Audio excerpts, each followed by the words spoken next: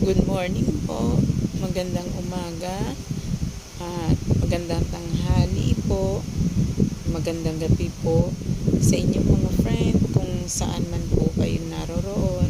At ako po ay nagpapasalamat po sa inyong lahat sa inyong pagtangkilik po sa aking video, sa aking munting channel kahit na hindi po ako lagi nakakapag-upload.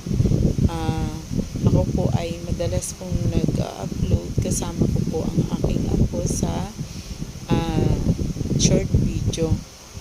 Pero minsan dito po sa long video ay hindi po ako ganong makapag-upload. At medyo kasi po medyo busy din po. At sa ngayon po ay medyo okay na rin naman po ako. Kahapon po ay galing po ako sa hospital at ako po ay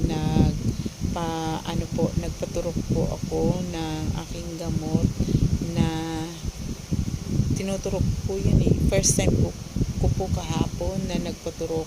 Dito po pala yung tinuturok sa may pigi. Yun po ay gamot na Fulvestrant. First time ko po kahapon at yun po ay i-inject sa akin every month. Once a month po ang pag-inject sa akin. At kasi di ba natapos po yung aking chemotherapy nung February po. Tapos dapat po mag-undergo na po ako ng radiation therapy. Kaso po nung after ng CT simulation, sabi po may nakita daw pong may mets po daw ako sa lung. Kaya bali po ang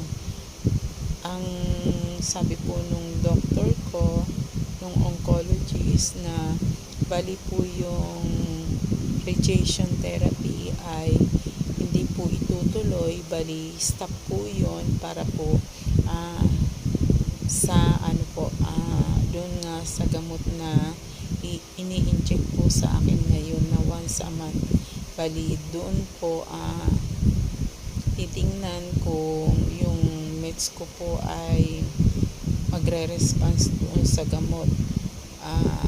Kumbaga parang under monitoring po, kasi pag yun po ay siguro pag nawala